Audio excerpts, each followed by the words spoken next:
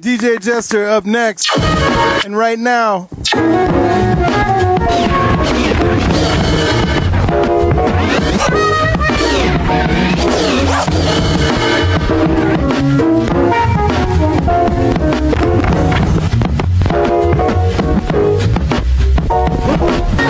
mean, if I'm the best man, why is she marrying him?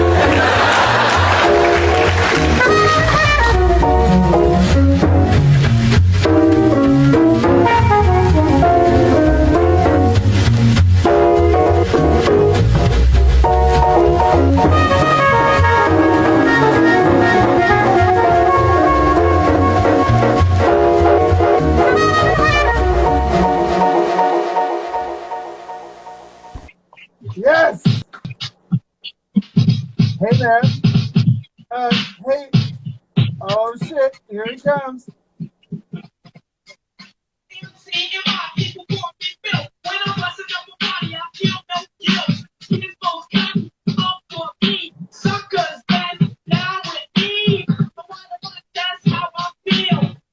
I'm sideways, huh? Hey! I've never done sideways interviews. Yeah. I just noticed. I don't know if I could fix that on this phone. Do you think you can reenact that part in the Jamiroquai video where he walks on the wall? Hold on. Look at those beautiful shirts, but oh my God, there he is. How are you, Mikey? How are you doing? What's up? Chilling. How has your day today been? Pretty good. I'm an essential employee, but I didn't work today, so today was pretty cool. That's awesome, and you look extremely dapper for being at home. Oh, this whole thing? No, it's actually laundry day. It's the only thing I have clean. Oh, sure. Besides that, what can you tell us a little bit about the way you've decorated your house tonight? No, hold on, wait. Before we do that, let's tell people who you are, so then they'll get it. They'll really get it. Tell people who you are. What are some of your artistic interests? You don't have to say where you work or whatever. And also, but you can. And also, how the fuck do we know each other? My name is Mikey. I go by DJ Jester The Filipino Fist. A DJ. And I met you, I guess. Oh my God, dude! Remember, we both worked at Fuddruckers together. I mean, I think I was at work is when we we didn't meet at first. Yes. But yeah, we worked together for a long time. Yeah, I worked in the bakery on the bakery side. And I was at the time I was in the fucking meat closet or whatever when you walk in and you see the window, that I was there. Yeah, I remember that. We never talked to each other that whole time. Well, yeah, because the interest, when you're covered in cow blood, normally I would just take off, even though I know it's funny because when we met, I started going oh, I finally met the cookie guy. Because, that's all, I just didn't hang out at fucking work, So I remember how we met. I saw you at, Best Buy or something, and you were buying one of those armbands, you go jogging, and you just put your phone in it. Yeah. And it's so fucking embarrassing. What up? Yeah. But you were wearing an Iron Maiden, a Maiden t-shirt. Yeah. And I was like, yeah, dude, that's what's up. No, that is because I remember you came into you were like, hey, dude, and I was like, no shit, what's up, man? And then after that, just kind of thick as thieves, Yeah. And you got your name Butcher Bear. What's up? You got Butcher Bear from being the butcher at Fuddruckers. That's kind of where the thing came from. Yeah. Yeah. Right. Yeah. It's it's so nuts. Yeah. Tell people. Okay, this is the most ridiculous part of the story. tell people how long. Like, I worked at Fuddruckers on and off for about like 8 years, I think. 9 years. 9 years. Okay, 9 years.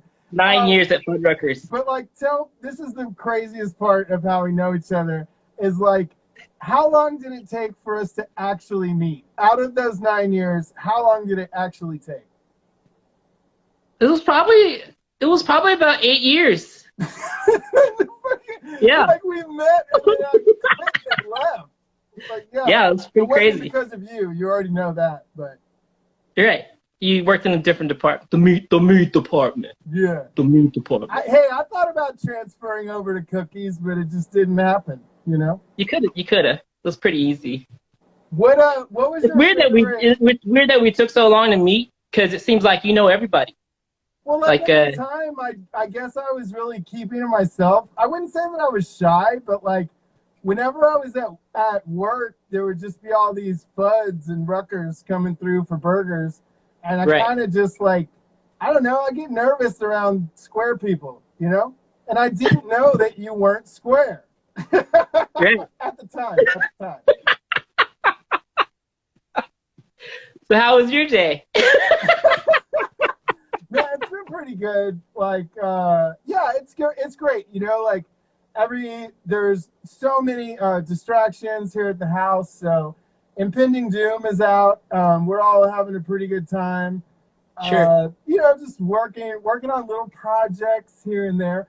But to be honest, we're here to talk about you, and you know that. so let's see.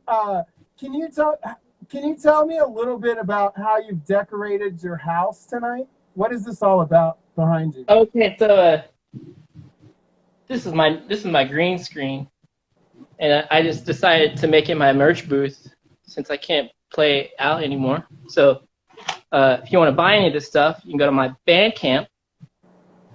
Hey, what's the address? I'll put it up. I think it's DJ Jester The Filipino Fist. .bandcamp.com. Yeah, I think that's what it is. Yeah.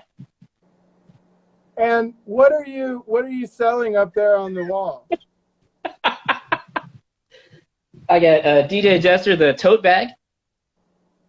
I have a whoopee cushion. I have some T-shirts.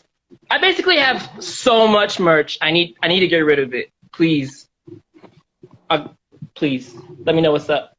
Holla at your boy. There you go. I think you want to check my spelling maybe? I think that's right. Yes. Okay. Good job. And this is kind of exciting, right? Because today is literally the first day that you're in the future with this thing, right? Right. These whoopee cushions that have been given out to some of the world's most elite are now finally available online. Yes. I made a list for you. I know we were talking about that. So Yeah, I follow your travels. When you post your travels, I sit on your shoulder and I try to travel with you through your photos. But you've given some crazy big celebrities these whoopee cushions. And I was wondering if you could just tell these folks, like, maybe like list off some names, and if there's a little aside, that would be good too. Okay. So Joe Jack Talcum from the Dead Milkmen has one. I used to tour with him, so he just has one just because I gave it to him. Money Mark from the Beastie Boys, MC Paul Barman. Hell yeah. Woody Harrelson has one. Susan Sarandon has one. Who? Susan Sarandon. Oh yeah. What happened with the Susan Sarandon story? So Susan Sarandon, I met her when I was in New Orleans. So every year I do this thing called Coup de Carnaval with my friends from the Preservation Hall. And it's like a parade. You know, it's a benefit for Haiti. And occasionally people like Susan Sarandon show up to stuff like that. And I remember being so nervous like the whole day to approach her. So I had my friend kind of corner her. not really corner her, but like kind of be on the lookout. Like, okay, when she by herself? I don't know. We can go ask her. So I remember, so like I walked up to her. I was like, "Hey, Susan." Like, "Hey, Susan. Hey, my mom is like the biggest fan of yours." I always say that to people. I always say, "My mom is your biggest fan," and it kind of does something. I don't know. Like, that's pretty good. It works, right? And so yeah, I was like, "Can I take a photo with you?" She's like, "Yeah, sure." I was like, "Can I give you a whoopee cushion with my face on it?" And I was like, "Is that weird?" And Susan ran and said, "Yeah, sorta." And then she held it up anyways. It was kind of funny. That's pretty great. Did she? And okay, keep going. Okay, Andre 3000 has one. Oh. I met him at the airport. Fred Armisen, Fun Fest. Huey Lewis from Huey Lewis and the News has one. I actually asked him if he'd hold it up in the picture, and he told me no. It's kind of funny. Straight up, like, no. Bushwick Bill probably had, well, rest in peace, but he had a couple of those things. Yeah. Too Short has a whoopee cushion. Nice. I remember I saw him at the Mohawk with E40, and I was backstage with Matt Sonzala, and I was like, I'm going to give him a whoopee cushion. And so I go up to Too Short, and I hand him the whoopee cushion. And he looked at me, and he's like, what is that? He didn't know, Too Short did not know what a whoopee cushion was. And he didn't want to touch it. And he's like, just give it to my manager. Like it was no pandemic, just, you know, like, didn't want to touch. It could Respect. be anthrax or something, yeah. Respect.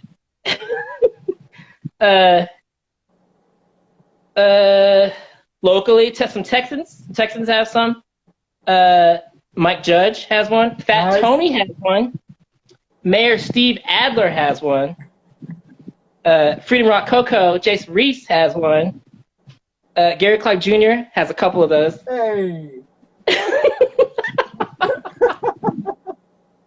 This is crazy. Prince Paul, Charlie Tuna, and last but not least, Willie Nelson. Hey. So it's not very exciting. I mean, I've met him a couple of times, just hanging out in San Antonio. So I used to live in San Antonio. He used to play at this place called Floor Country Store, and I don't know if he still does this, but he would hang out afterwards. Like, if you wait by the bus, sooner or later, Willie will come out. And yeah, he came out, and I met him, gave him a whoopee cushion.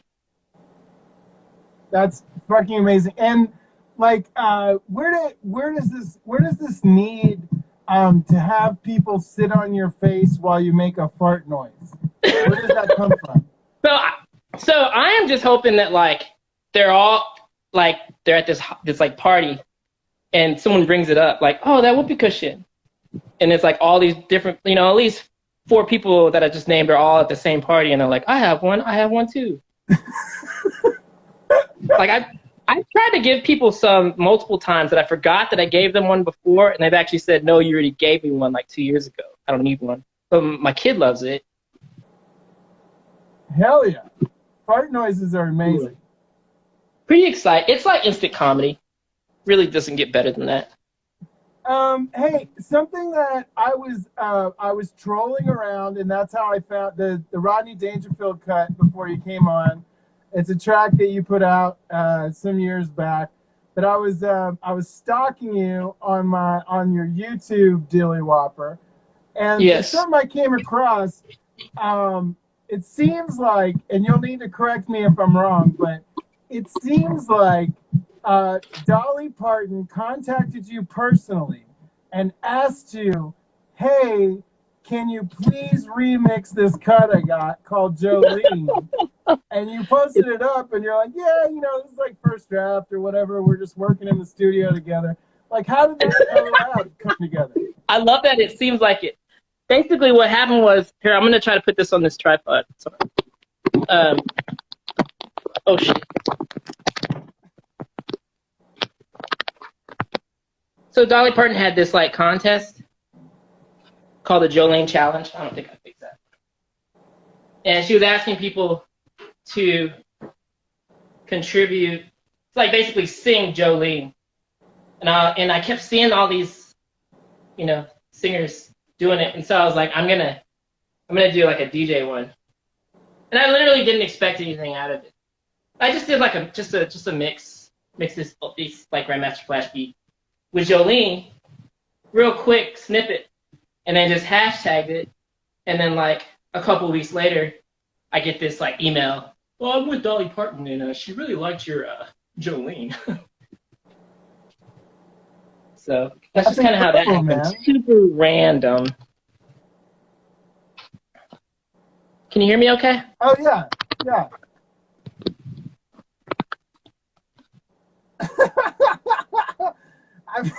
Get away from my car!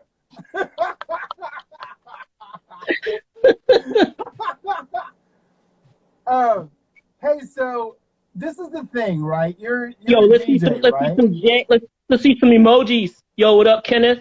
Oh yeah. Okay. Yeah, let's go crazy emojis then.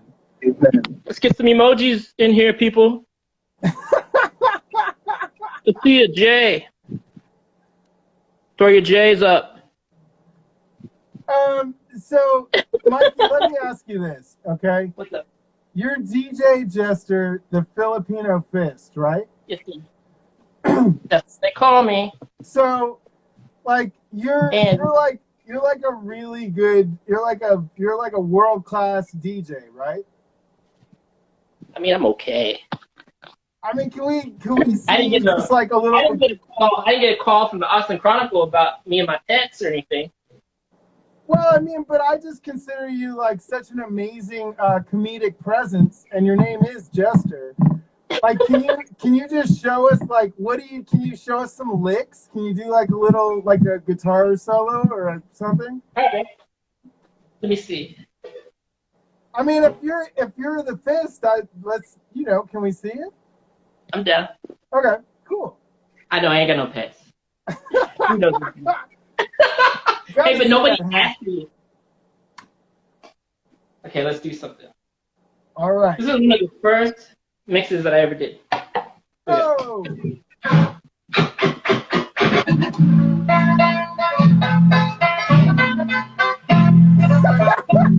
There are yellow roads in Texas that I am gonna see. No other feller knows her, not half as much as me.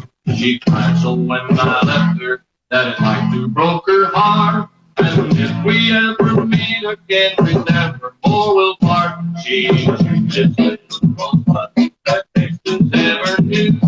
Her eyes bright as diamonds, they sparkle like dew. You talk about the best time, sing a rolling, but the yellow rose in Texas is the only girl we.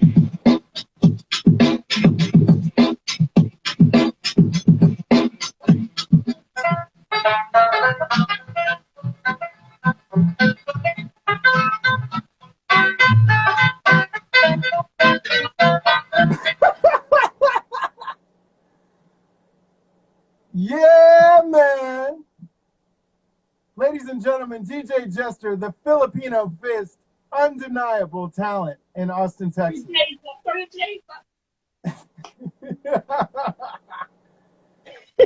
This keeps sinking. Thank you. Do you have like something on your phone or something? It seems quieter. Does it? A little, yeah. Hold on, let me turn the fan off. I don't think you could turn your fans off, bro.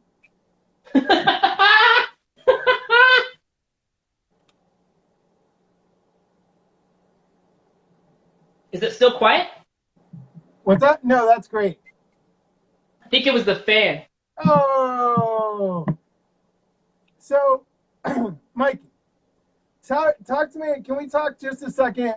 There's one part of your story that I like super relate to, and that's being like a young person and not really having any qualms about reaching out to people that I was a fan of. Like I would write letters to Ian MacKaye, I would write letters to Henry Rollins, and just like I would write Henry Rollins and just be like, hey, like I'm into these 3 bands, but I don't know what to listen to. Can you tell me like what bands I should check out? And yeah. I would get responses. And this is like before email, right? Like he would just personally write you back. Oh yeah, I mean, I was like 11. I was like 11 or 12, like just writing the address on the Discord ads, you know. Like, you tell us a little. I know that you and Joe Jack Talcum from the Dead Milkmen go way back. Like, how did that relationship start, or that friendship? Okay, so Joe Jack Talcum from the Dead Milkmen.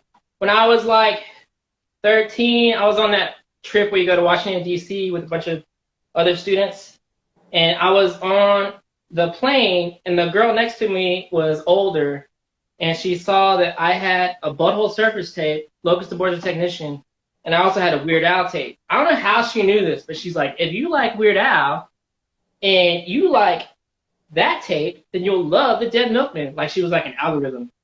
And I was like, how'd she know?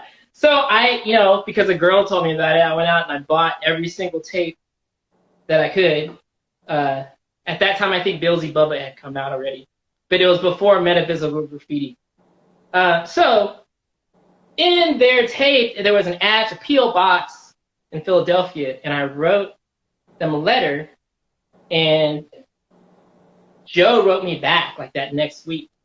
And so I kept writing back to that P.O. Box, like, hey, Joe.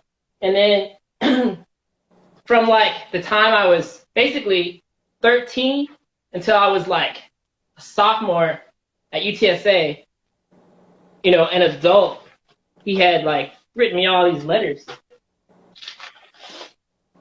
So like, these are, I don't know if you can see all these. These are that's incredible. Tons of letters from like when he was on tour. Like he would go to Europe and then just send me all these letters. And it's just a crazy thing. Like there's some really kind of funny, almost like some of this stuff is like weird to tell a kid. You know, like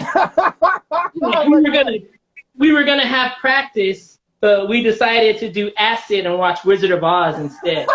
You know, stuff like that. It's super weird. Like, you know, my mom was cool with it. I don't think she ever read any of that stuff. But the best thing about that story is when I got older, you know, I would still kind of, so it stopped. The letter stopped whenever email started. And so we'd email every once in a while. It just wasn't the same.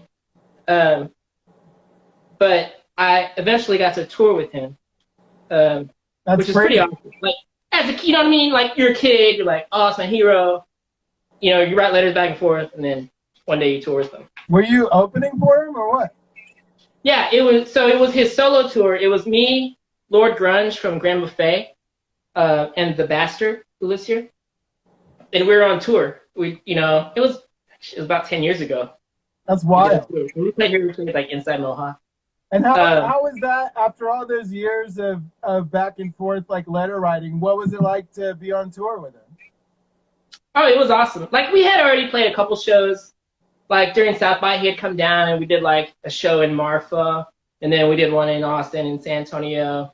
So we already kind of knew each other. But like at the time when we were on this tour, Joe had a job where he could work from anywhere. So he would like, you know, he didn't really drink. So he'd play his shows, you know, and then the next morning he'd be the first one awake. You know, he'd have his computer and like he'd like be in a meeting or something. It was crazy. Like, I don't even know if they knew he was on tour, you know? Right. Pretty crazy. But he's got a lot of good stories, for sure. That's amazing. And were there other people that you were writing at the time? You know, I tried to write. Let me show you this. Hold on. Because I know for a fact that you are someone who tries out, you'll try out a lot of different things. Yeah, I just wrote a bunch of like, so I was thinking like, oh man, he wrote me back, so other people are gonna write me back. I wrote the Milli Vanilli fan club. Nice. They just sent me a postcard, and I was able to get one of these, which is like a Milli Vanilli. Oh my god! I remember those from junior high, man. It was pretty tight. Pretty stoked about that. Public Enemy just sent me like fan club shit too. So like he was the only one really that like, you know, actually answered. And then we went on tour. Like I didn't go on tour with Milli Vanilli. Not yet. Like, it would have been awesome.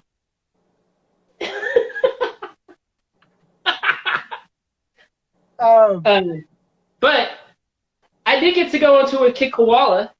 Oh yeah, which let's he talk wears about a suit like you, kind of. Let's talk about Kid Koala a little bit, because that's somebody, I know you guys have been friends for a long time, right? Freddie, what's up? Yeah, I met Kid Koala in like 2001. I was driving the Boca Burger Mobile. You know this story. It's kind of a long story. No, tell this story. Okay, so I had this job. I was, once UTSA, I graduated with an American Studies degree. Didn't know what I wanted to do. Had no idea what you're even supposed to do with that degree. So I was in the Career Services Center and I was looking up jobs, and there was a job to drive the Oscar Mayer Wienermobile. And at the time, it was Kraft Foods were the people that owned that. And so, I got my resume looking nice. I don't even know how they do it now, but I submitted it, and they called me and they're like, "Hey, we think you'd be a good fit for the Oscar Mayer Wienermobile, but we think you'd be a better fit for the Boca Burger Mobile." I don't know, why?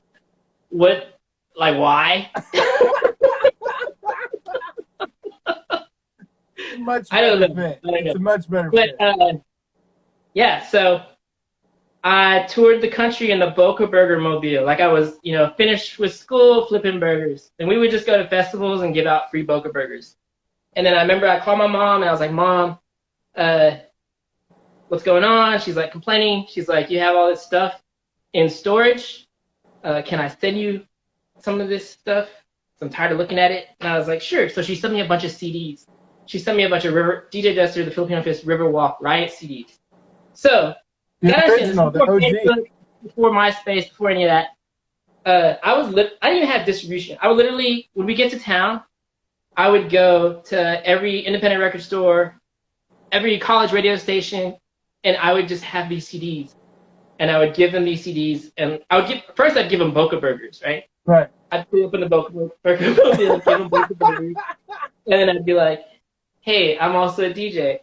And then I would just so basically all on the East Coast and Midwest, I had CDs on consignment in stores that I just never really ever got paid for, but Yeah. I was getting on consignment everywhere.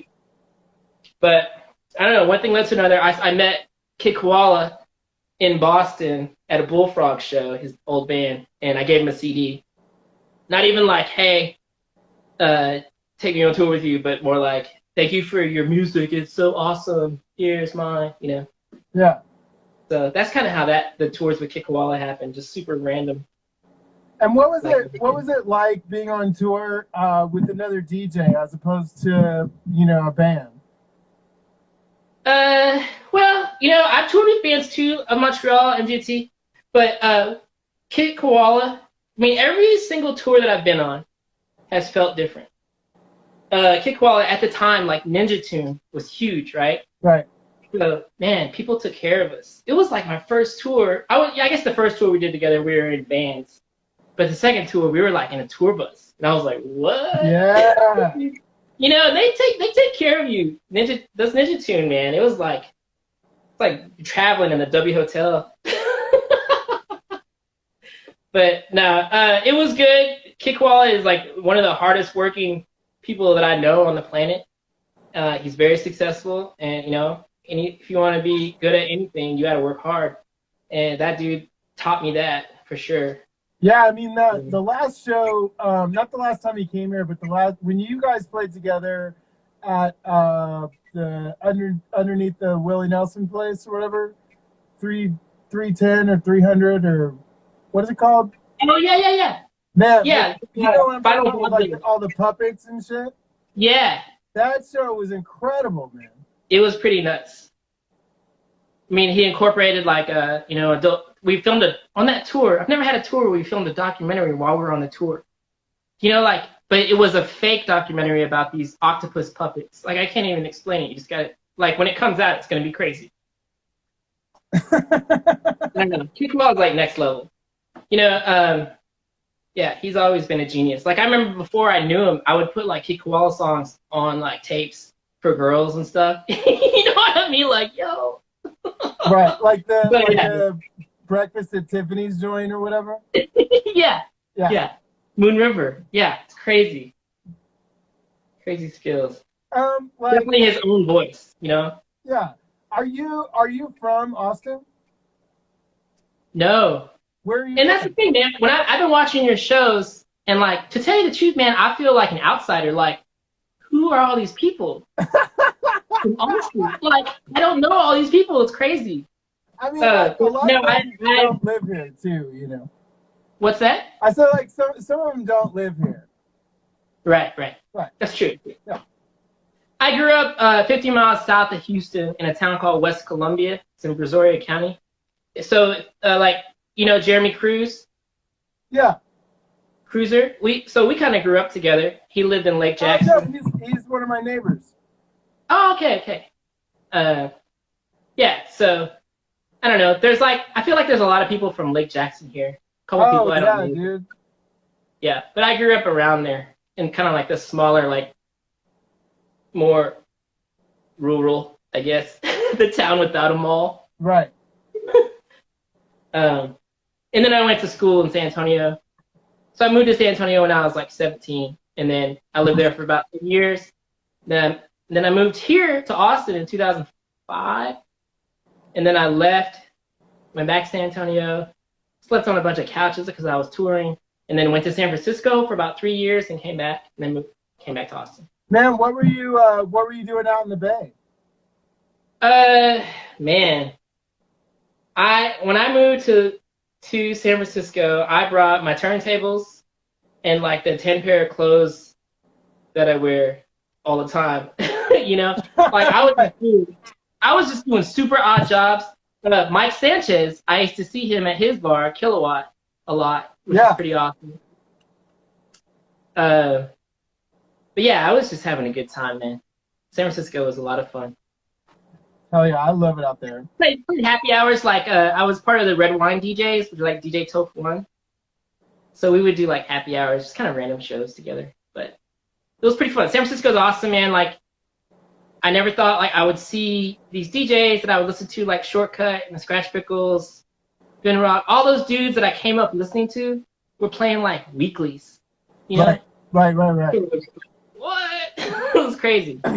Like highly skilled, the best DJs in the world. You know what I mean? It was crazy. Well, no, I mean it's nuts. Like if you're into that stuff, or if even if you're into like these really dope hip hop producers from LA, like kind of like the underground beat scene shit.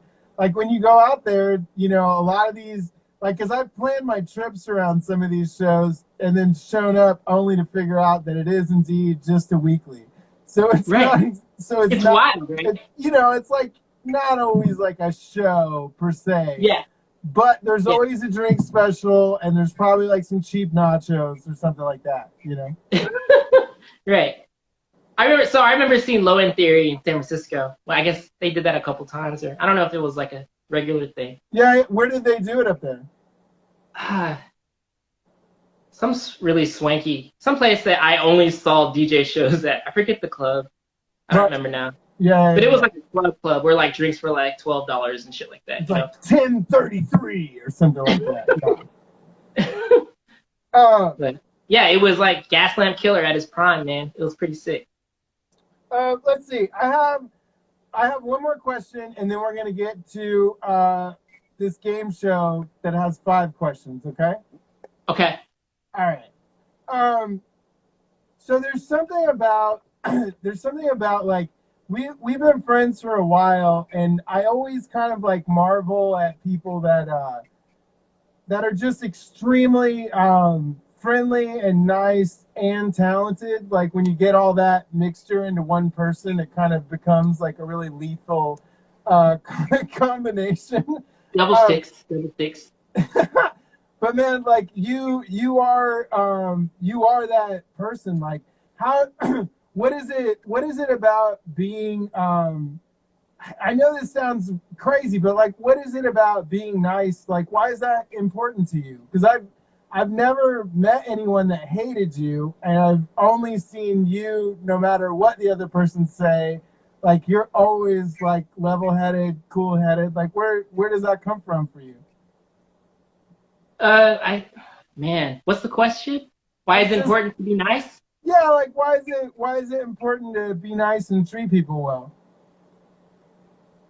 I think it's important because that's just something my mom and dad, like I come from a family like that, like I'm the youngest of 4 kids from immigrant parents that like they always stressed, be nice.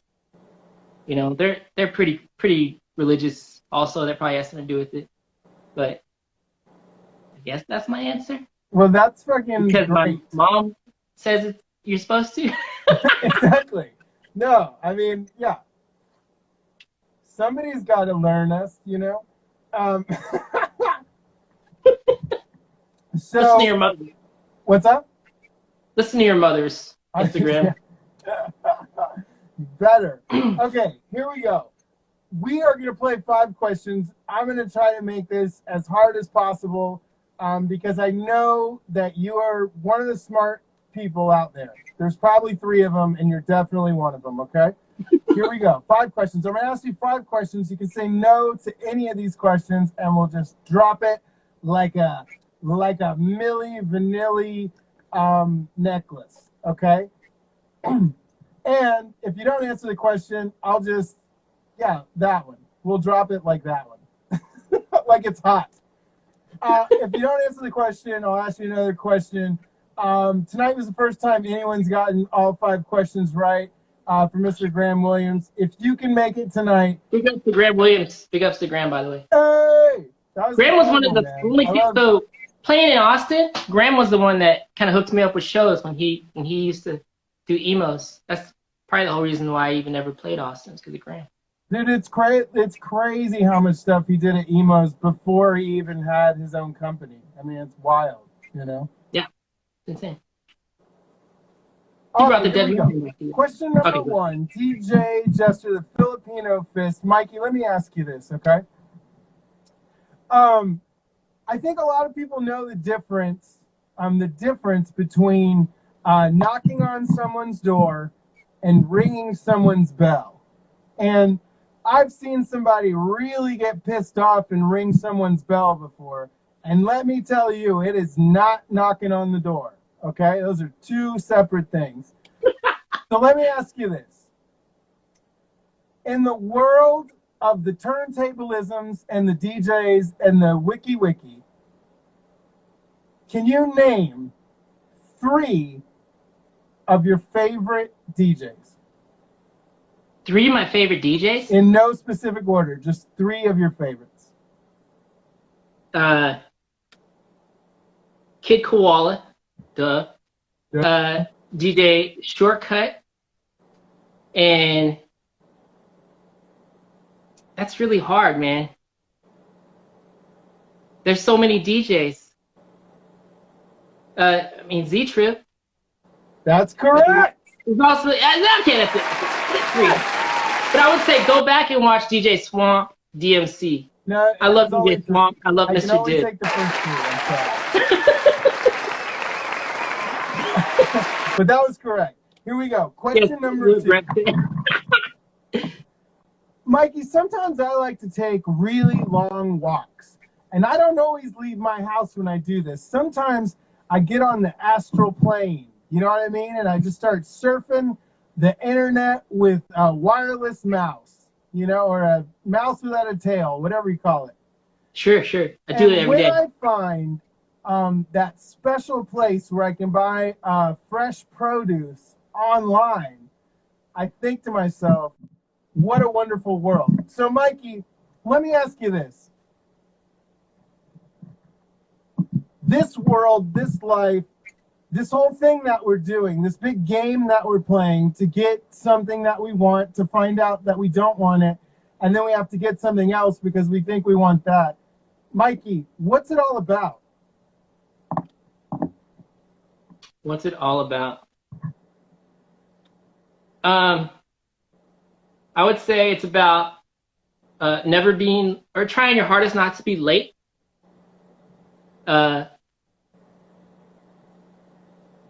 Saving your money.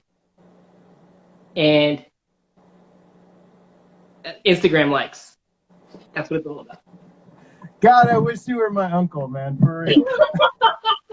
I would have learned. That was like the most. That was the most Asian answer. That's the most Asian answer ever. Never be late. Save your money. Get them likes. Get them likes, son. That's gonna wind up. Yeah, that's gonna wind up being like on the back of a AA chip in like 20 years. I guarantee it. Okay, question number 3. We're doing great, by the way. We're doing fucking awesome. Like you are nailing it like a hammer does. You know what I mean? Like, yeah, exactly. You got it. 2 pumps and 1 bump, please, sir. Are those devil sticks? They're devil sticks. Oh my God. Okay. Question number 3. Here we go. And if you can answer this question while you're using your devil sticks, you'll get double points. Okay? Oh, shit. Okay. Now this question can be kind of tricky. So just do your thing and I'll do my thing and then we'll see if we get there, okay? Okay. Question number 3. 2 wrongs don't make a right. And definitely if you make 2 or 3 or 4 rights, you wind up right where you were to begin with, okay? So Mikey, what's your favorite time of day? My favorite time of day is when I eat. It has to be a real time. When I get to eat. Okay. So it's gonna sound late. So probably like 2 p.m. I stay up all night. I don't have a regular schedule. That's I work correct. 9 at my job. So 2 p.m. is my favorite time of day. Fuck yeah. Get that water. It's got a little bit hotter, you know what I mean? Oh yeah. All right, here we go. Question number 4. We're almost there, and we'll see. Oh, that was good. It was kind of like the spirit was there for a second. Okay. Question number 4. Isaiah. This is a 2-part question, okay? Okay. The first part is, can you tell us what one of the worst feelings is that you can have? Ugh.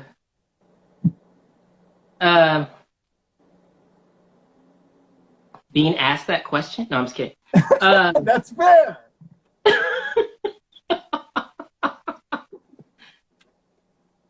Rejection is horrible. Being bullied is horrible. And as a follow-up to that, because I don't want the question isn't about remembering something bad, but when that kind of feeling happens, when something like rejection happens, obviously feelings don't last forever, and especially the bad ones, they don't last forever. And there's ways that we all use to get back to normal and get back to smiley face time and having gratitude and appreciating what we have. After something like feeling rejected, how do you find it in yourself to turn back around and say, like, that's temporary? Well, you kind of have to manifest your energy in a way that makes you happy. With me, it's making videos and DJing. And I mean, I grew up kind of like isolated, right? Like I used to live on the east side, but like 2 years ago, I got a house and I live kind of north central. So it's not like I can just go, I don't go out like I do, like I used to. Right. So I feel like I've been training for this isolation. Right. You know what I mean? Like, Yeah. I'm glad it didn't happen when I'm in my 20s. Like sometimes, like I see that shit on the news when kids are like all out. I'm kind of like, dumbasses. But then I'm kind of like, well, I don't know, man. That's what you did. I don't know. Right. I don't know. I'm not like trying to like say that it's okay they do that. It's really dumb, but we have to understand that we were young once, and we did shit like that. Absolutely. Well, we didn't have a pandemic. That was correct. Okay, we made it to the Golden Quan Mountain of Disbelief, and we're gonna show everybody we can do it. Okay. Question number 5. Good. Okay. You really do look absolutely dapper. I love the shit out of you, and I really appreciate you coming on here and chatting about what could amount to nonsense, but it's probably pretty fun and educational for children. Here we go. Question number 5. If it's between me and that car, it's gonna be that car. There's a lot of people that say that, you know, because they don't want someone to kill them if the option is shooting them and shooting a car, you know. Right. But let me see if you understand this reference. Like when we're young, we have to learn stuff, and then other people will tell us stuff and ask us questions, and we won't know the answers, but we're gonna give it a go. So in the spirit of that, do you have a question for me?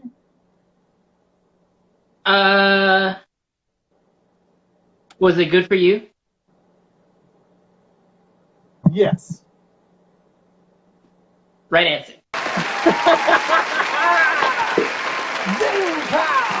So I've been trying to make food a lot. This is probably the most I've ever cooked in my life, to tell you the truth. What have you been making? Well, I've been posting stuff. I made this like spam musubi thing the other day. I saw That's that, on like Instagram. spam sushi or something. Yeah, it's like this. I went to Hawaii earlier this year and I had some of that, and I was like, I was trying to make that. It's actually pretty easy to make. I made these like copycat Chick-fil-A chicken nuggets, which are pretty good. I don't know. It's like just a bunch of stir fries and stuff. But have you been cooking during this pandemic? You know, we've been doing 50-50.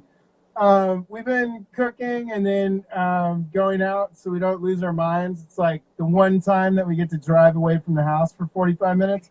And also, we've been trying really hard when we can to support the places that we used to go to. So Sure.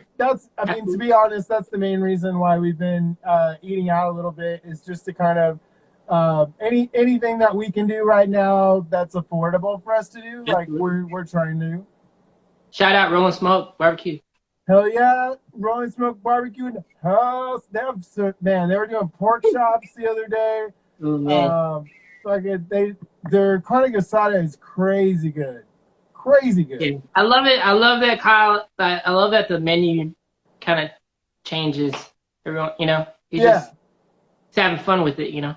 Yeah, like Rolling Smoke Barbecue, y'all. You know. All right, man. Thank you so much for doing this. Hey, everybody.